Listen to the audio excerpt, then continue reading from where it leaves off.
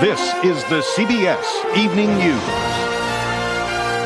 with Dan Rather and Connie Chung. Good evening. The battle lines are now drawn in the case of the people versus O.J. Simpson.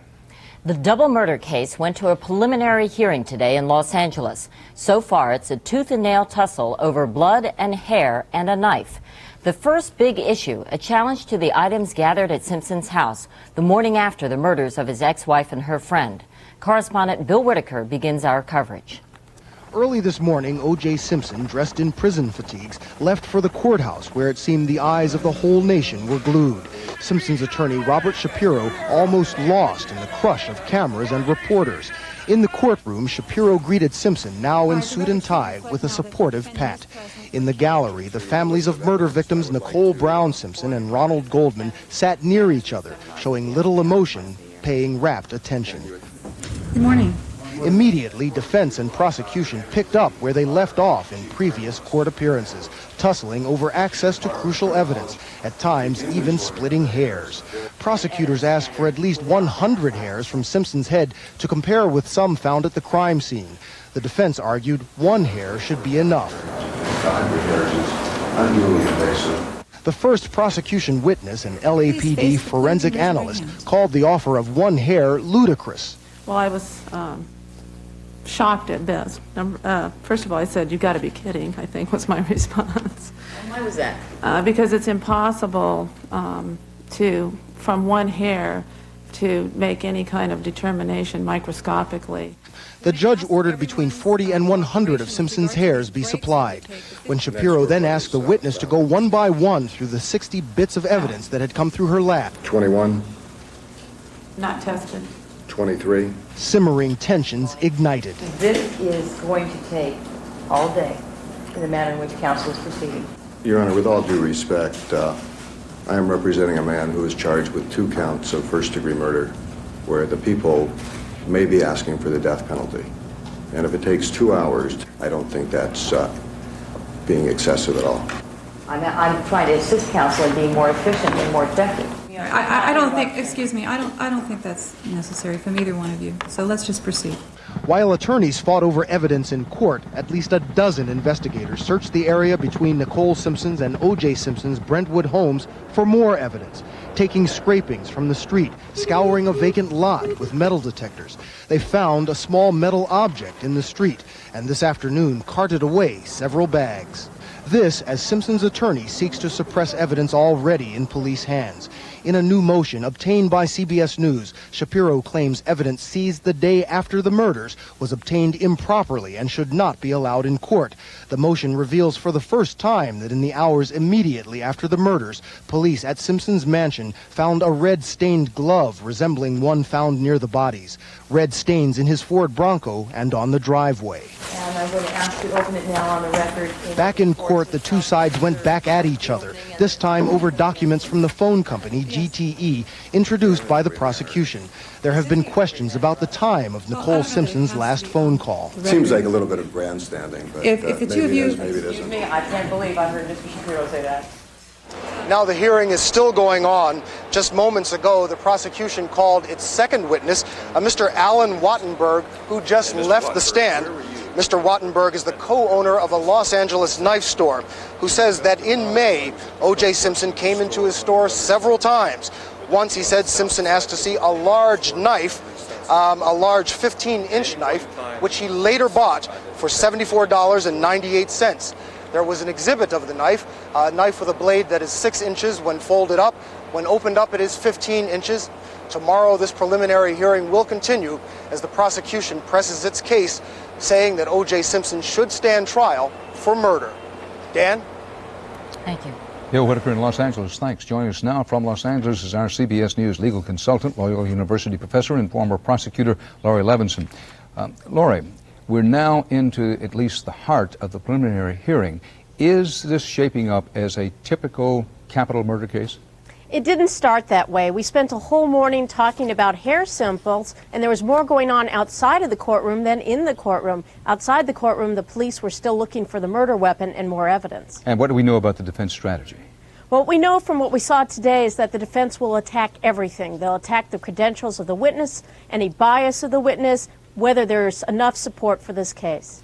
Now, the defense had the option, but why didn't they delay the hearing once they had tested in the waters of the prosecution case? I think we can see from what's happening today why the defense did not delay. The longer the delay, the more the investigation and the more the evidence being collected.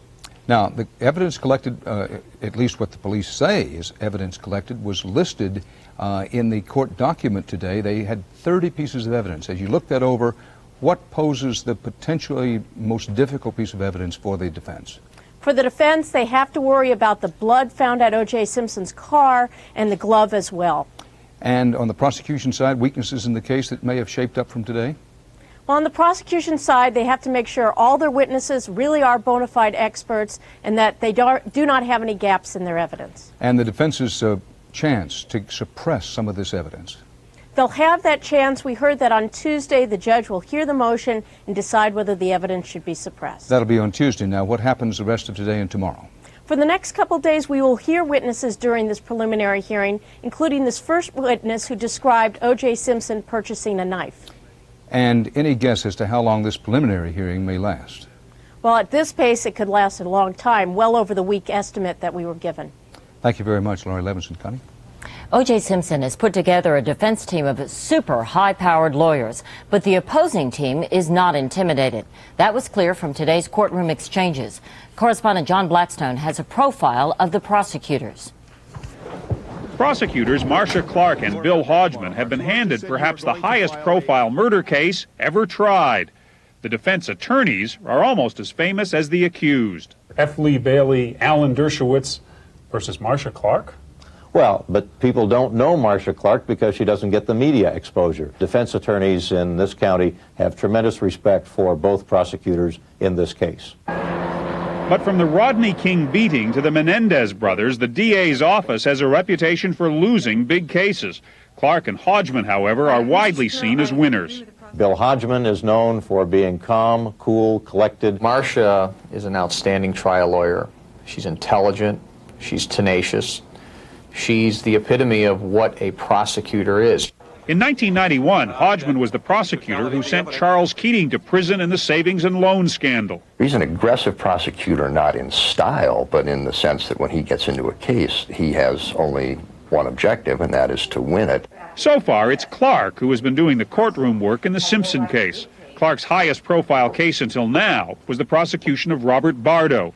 He stalked, then shot and killed 21-year-old actress Rebecca Schaefer. I want no one to forget the fact that Robert Bardo wakes up every morning and Rebecca Schaefer lies buried in a grave in Oregon.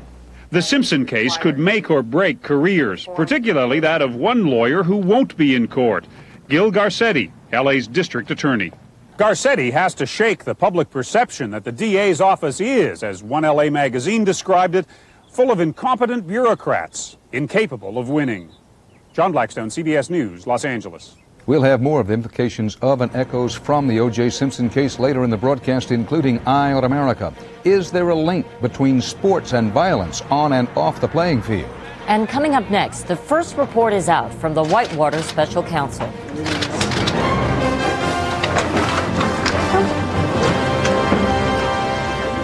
This bench gets a professional finish with Krylon spray paint. No runs, no drips, no errors. Dries to the touch in minutes. The other brand's still tacky. Wow!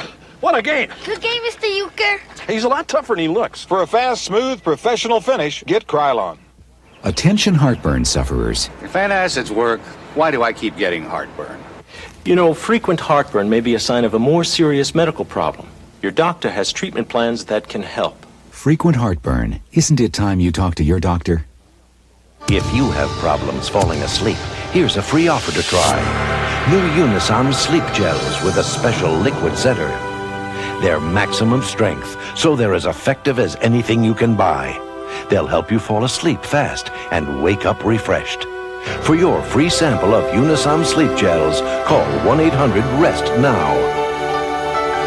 Maximum strength Unisom Sleep Gels. A remarkable new idea from Unisom. The special counsel in the Whitewater case is out with his first official report today. Attorney Robert Fisk has more reports to come, but for now, at least, President Clinton and his aides are entitled to say, "We told you so." CBS News White House correspondent Rita Braver has the story. Independent counsel Robert Fisk concluded that former White House lawyer Vincent Foster did commit suicide.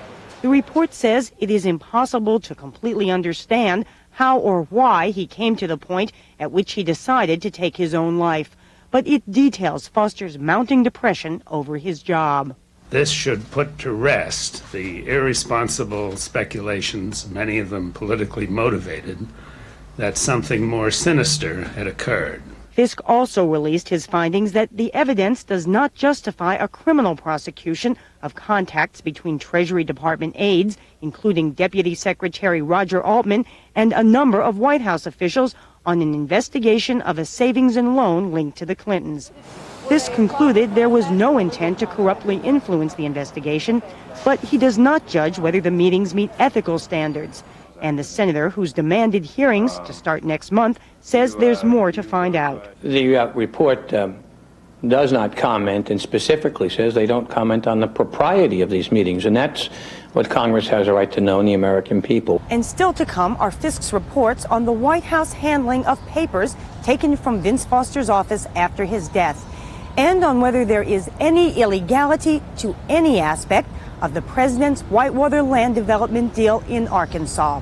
Rita Braver, CBS News at the White House. On Capitol Hill, key committees in the House and Senate took make-or-break votes today on health care reform. The president's version got 1 thumbs up and 1 thumbs down. Correspondent Linda Douglas has the latest details. Despite fierce Republican opposition, the powerful House Ways and Means Committee approved a health reform plan that is much like the president's. It guarantees insurance to everyone and requires employers to pick up most of the tab. Democrats praised Mr. Clinton's leadership. But, you know, we really ought to take our hats off to this young man in the White House because he's got the courage to take on the tough issues. But even as the president scored a victory in the House, there were ominous signs in the Senate.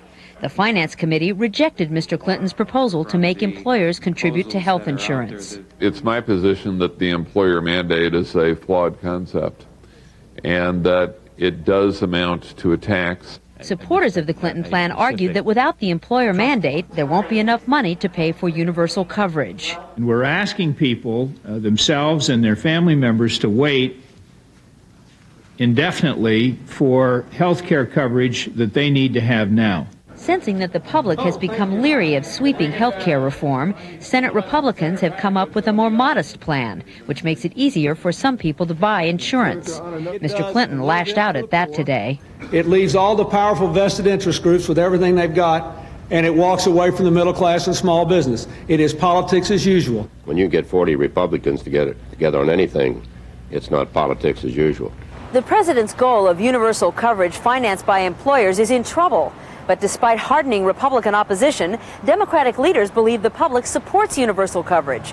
And they say that will be the deciding factor when the full Congress considers the issue later this summer. Linda Douglas, CBS News, Washington. The United States Supreme Court ended its current term today by returning yet again to an abortion-related issue. The court said a state judge in Florida could keep an anti-abortion groups from demonstrating right outside an abortion clinic. The anti-abortion groups claimed this violated their free speech rights. In another ruling today, the High Court put some limits on how far states have to go to help minorities get elected to office. Stay with us for more of the CBS Evening News, including the merger of 2 media giants, CBS's Larry Tisch and QVC's Barry Diller.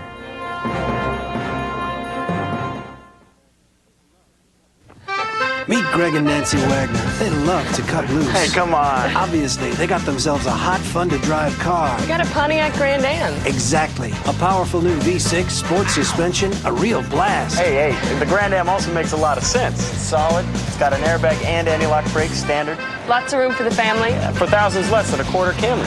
So that fun Grand Am was also the smart car to buy? Can you beat that? Nope.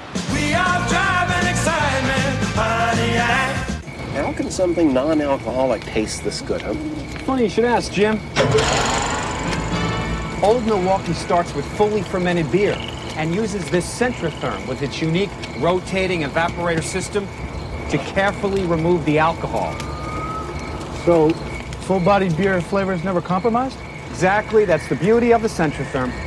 For a non-alcoholic brew that tastes like beer, it doesn't get any better than this. Who said that? Remember when Sprint's fiber optic network just meant a great phone call? That was a pen?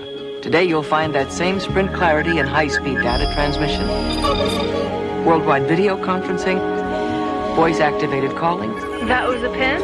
And wireless communications. Only one company lets you be there with all this technology right now. So in case you were wondering... Yes, that was a pin. You can see history in the making tomorrow as Yasser Arafat returns to Gaza. But now that he has made peace with Israel, he faces a different enemy. Radical fundamentalists will do anything to derail the peace process. Can they succeed?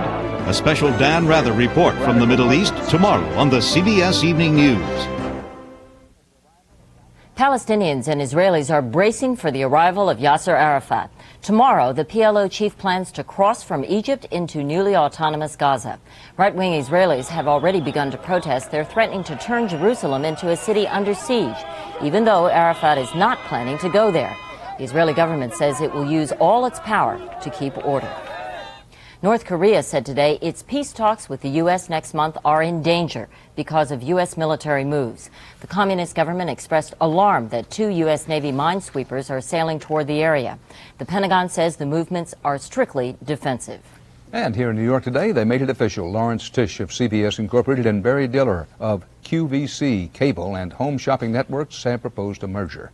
Economics correspondent Ray Brady reports on a deal worth billions of dollars and how it could affect the television landscape. They strolled out of CBS headquarters. CBS Chairman Lawrence Tisch and Barry Diller, Chairman of QVC, the Home Shopping Network, to talk merger, a potential $5.4 billion deal. We're looking forward to the enhancement of the CBS franchise and the QVC franchise. This is CBS. A merger would combine the CBS network, including its radio and TV stations, with QVC's 2 home shopping cable networks. Diller would become CEO of the new company. What kind of executive is Barry Diller? Tough, smart, very imaginative. With David Letterman leading the charge in late night, CBS is now on top in the ratings war. But CBS has had setbacks, most notably losing pro football to the Fox network and losing 8 affiliate stations to Fox.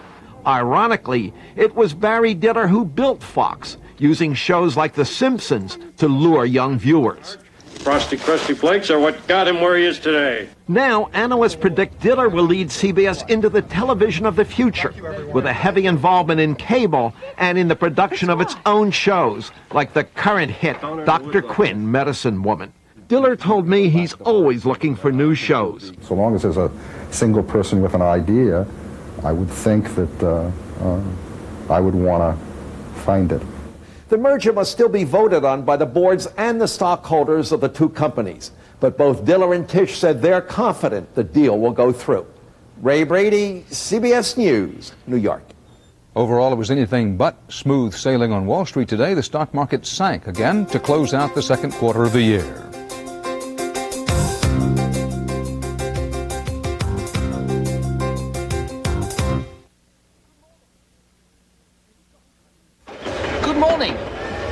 You've got to try Muslix. Muse what? What do I do with it? It doesn't sound good. Though the name Muslix may not sound very good. You've got to try Muslix. No, thank you. Everyone's surprised at how delicious it tastes. This is Muslix? This is good. Almonds? Something sweet. Muslix has fruit and nuts? Kellogg's Muslix cereal has a cup of fruit and nuts in each box. Did I say it was a weird name? It's a great name. You've got to try this. Can I have some too? Kellogg's Muslix. Got to try Muslix. Fibercon or Metamucil? Both give you the same predictable regularity, the same natural action of fiber. So what makes Fibercon different? With Fibercon, I get my fiber in 2 caplets. Fibercon, fiber regularity that's easier to take. He's thinking, how about dessert? You're thinking, my dentures taste stale. Wish I could clean them. Do it. Try new Polident wipes. Now, anytime, anywhere, wipe away stains for clean, minty fresh dentures. New Polident wipes, the anytime, anywhere denture cleaner. What they do is simple. So simple it would be easy to miss it altogether. But they're making a difference. You see, drunk driving fatalities are down 32% in the last 10 years. And fatalities from teen drunk driving are down 60%. So to everyone who checks an ID, offers to call a cab, or helps a customer know when to say when, we extend our thanks. By doing what's right, you are making things better. A message from Anheuser-Busch. It was 1 a.m. I'm hurting, I can't sleep, and I'm worried about taking something. Is it okay? What am I going to feel like in the morning? Finally, I take Tylenol PM. It stops my pain, it helps me sleep, and next morning, I am up with the sun and I feel great. Poor old Ralph can't even keep up. And I'm thinking, it's going to be a beautiful day. Rest easy. It's Tylenol PM.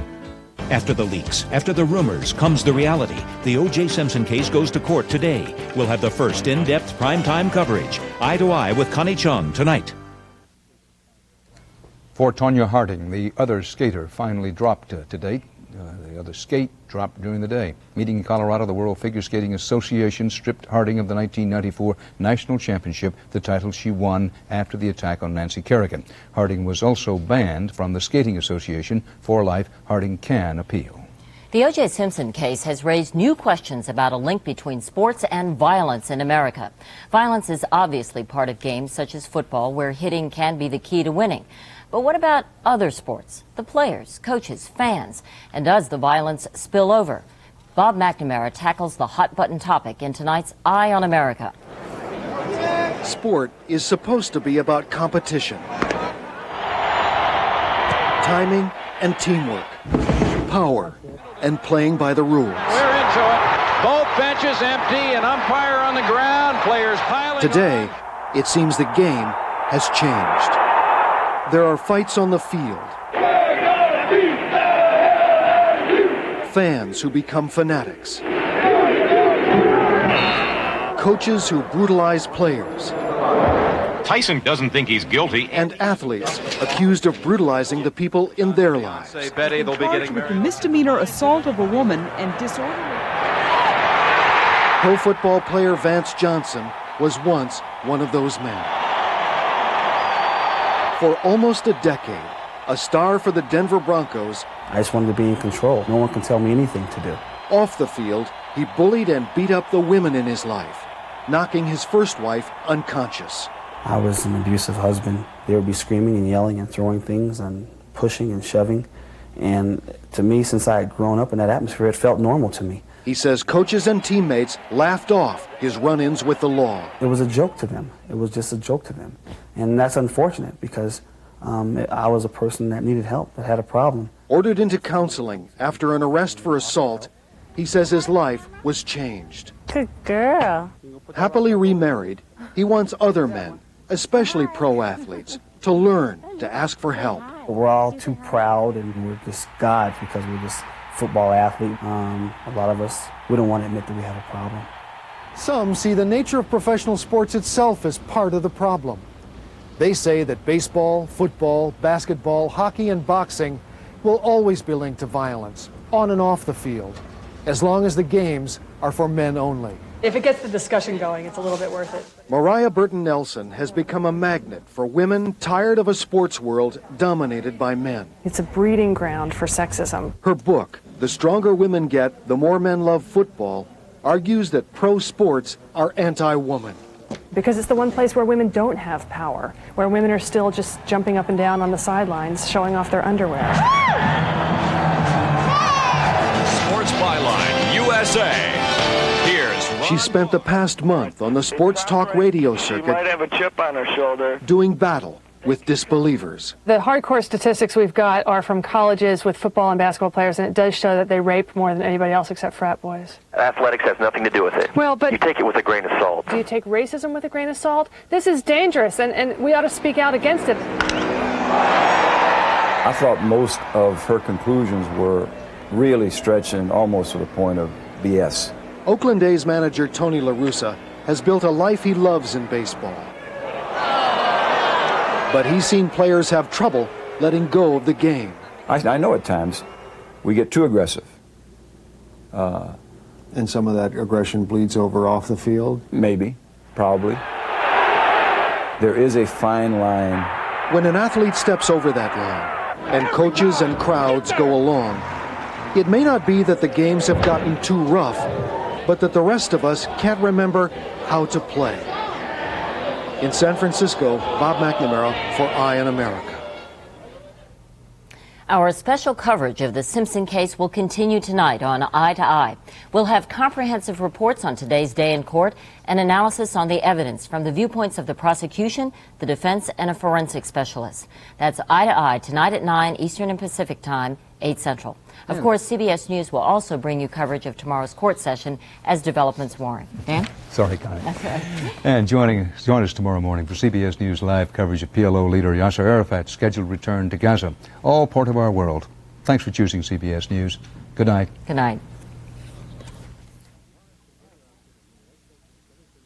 The RF converter output of unit XLT735B is preset to VHF channel 3 prior to shipment. Wait. The RF converter output of unit XLT735B is preset to VHF channel 3 prior to shipment. The RF converter output of unit XLT735B is preset to VHF channel 3 prior to shipment. Any questions? Radio Shack has over 25,000 people with simple answers to complicated questions. Radio Shack, you've got questions, we've got answers. Time to get up. Wake up to Folgers Decaffeinated.